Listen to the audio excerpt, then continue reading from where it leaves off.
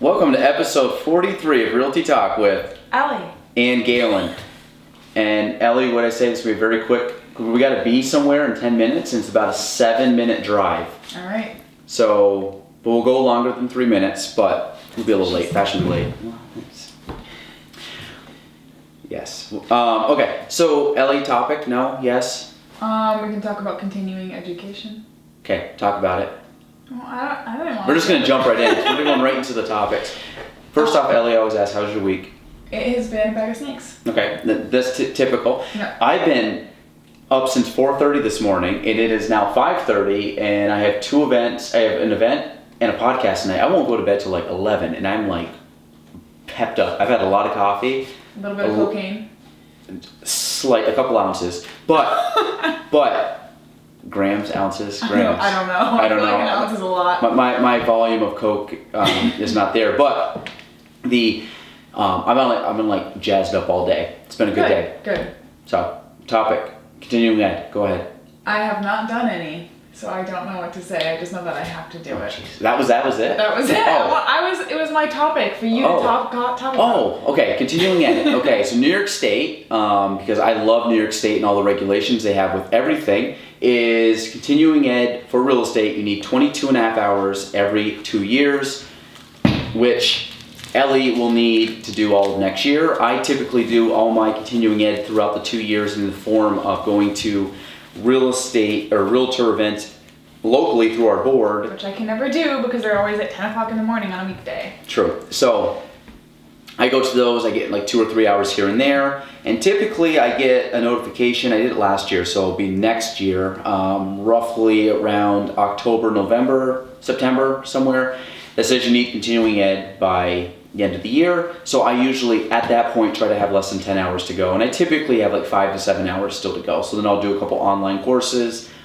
To be honest, it's really just flipping through slides, and that's it, and you get credit. What counts for it? Like, do you think any of my housing counseling courses that I take You can check with New York State on that. You can ask Mike at the board office or check with New York State.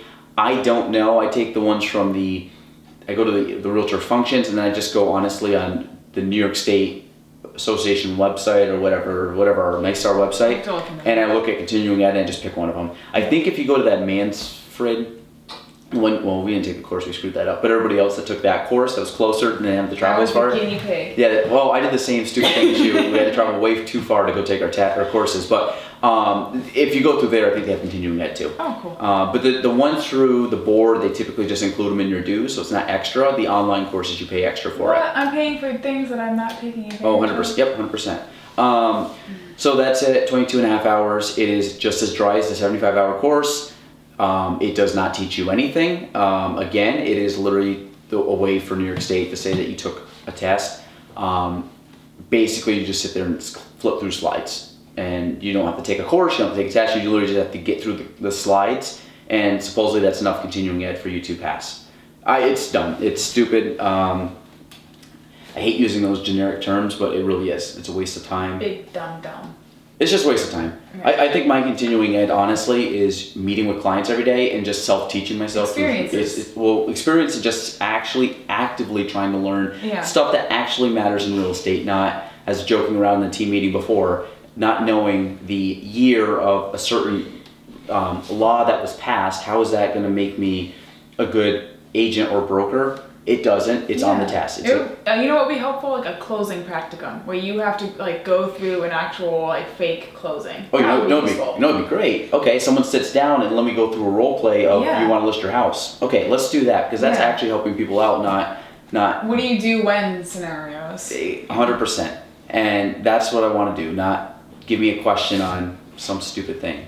Like, how far does the high tide water level have to be? Like, I don't know. Guess who I'm going to ask? The guy that's in charge of that. That's who I'm going to ask. When that comes up once, Google. Then that comes up once in my 50 years of real estate, I'll ask that guy. I don't think I'll remember it from that test. I feel like a lot of the things that have happened to me this year, though, you've been like, that has never happened to me, or that 100%. Has happened to me only once, and I got them all. When I got in, my dad, I'm like, what about this, this, and this? He goes, honestly, just learn it. Like, you're going to learn it on the fly, because you're going to learn it through doing. You're going to stub your toe, you're going to figure it out, you're going to fail, and you're going to get better and learn. And I've been doing that for 9 years. So good thing is though, it's like you make a mistake once and you learn from it and you don't do it again. So I just have many years of doing it compared to your 1 year, so you'll get better. But there's a couple things that happen to you. I'm like, I don't know. Like I asked the attorney, asked the other agent. I have no clue. My topic, because we only have less than 5 minutes, is my topic. We just had a team meeting. We had a couple of new people in, and I mean, I still consider you new, but we're talking like new, just got licensed or trying to get licensed. New, very new. And I told them the number one thing, and I went over what we just said.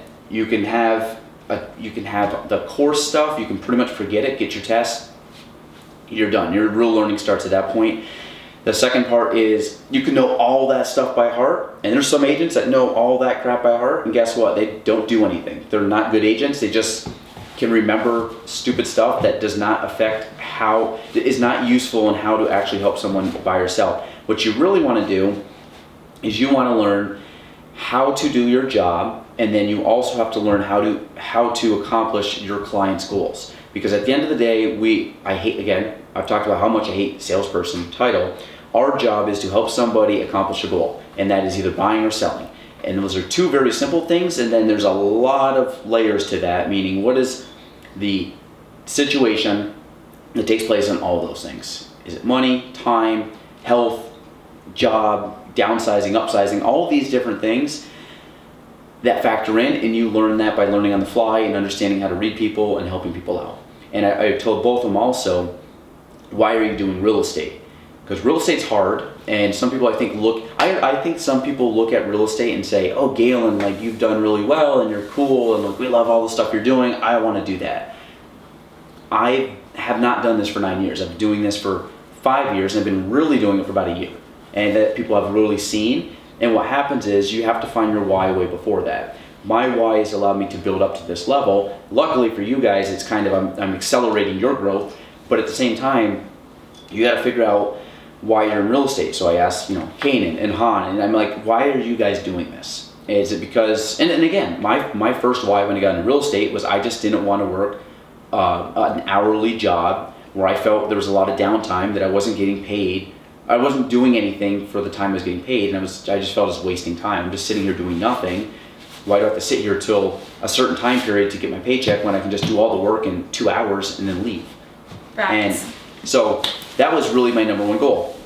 And it didn't really, and it's gotten bigger and bigger, and I would really say over the last year and a half, it's kind of gotten more and more important, where it's gone from like a me-centric to an agent-centric to a lot of like area-centric, like how can we better our area, how can I better my friends, how can I better like obviously the people in our company.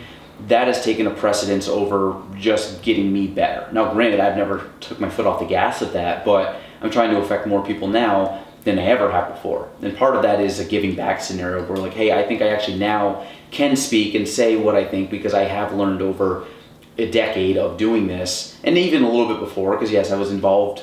I had a background in real estate in the sense of, my dad's been in for so long. I wasn't practicing real estate, but I still understood some stuff, I think, just through immersion, immersion or osmosis or whatever, being kind of near him and hearing him talk, that I could kind of pick, and I probably got more of an education than I thought back in the early days, but it's really accelerated. So I think if you're getting into real estate's hard. I tell everybody that gets into real estate, it's a total 3-year commitment before you go full time. And you have to find a why, so when things get tough and everything feels like the sky's falling, there's a reason that's keeping you to do real estate. And if you have that why and you feel super passionate about that why, you will be able to do whatever. And for me, I have a very clear why of why I'm doing everything I'm doing, so that gets me out of bed at 4:30 in the morning to get all my stuff done so I can maximize pretty much a 15 or 16 hour day, and that's my day, and that's like what I've been doing, and I've had energy all day long because I love what I'm doing. If I was to go to do a job that I hated, there would be a lot of dead time, a lot of downtime. I'm like everybody else. I can be just as lazy as anybody else if I have nothing I'm working towards. So I make sure that I'm working towards a goal that I feel passionately about. That's it. That's what. Anything else, Ellie? We kind of went really quick, but that's it. Find your why. Office quote. Office quote, Ellie, go ahead. I don't have one right now. You go first. Do you know what's funny? Out of all the times that we've ever done this, I don't think we've ever really come with an office quote. We just kind of wing it. On the fly. I think part of it is, man, there was some. I'm gonna go back to the one I watched yesterday, and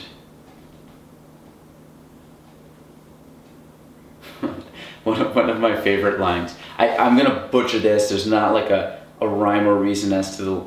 Oh, actually, okay, I know it. I almost actually quoted today in the house. Okay, so it's the Valentine's Day episode, and Pam's sitting there, and they're getting all this, like, all these flowers are coming in to Phyllis from Bob Vance Refrigeration. So all this stuff keeps coming in, and at one point, the delivery guy comes and brings this massive stuffed teddy bear, and he puts it out on the thing, and Kevin walks over and he's like, wow, that's bigger than me.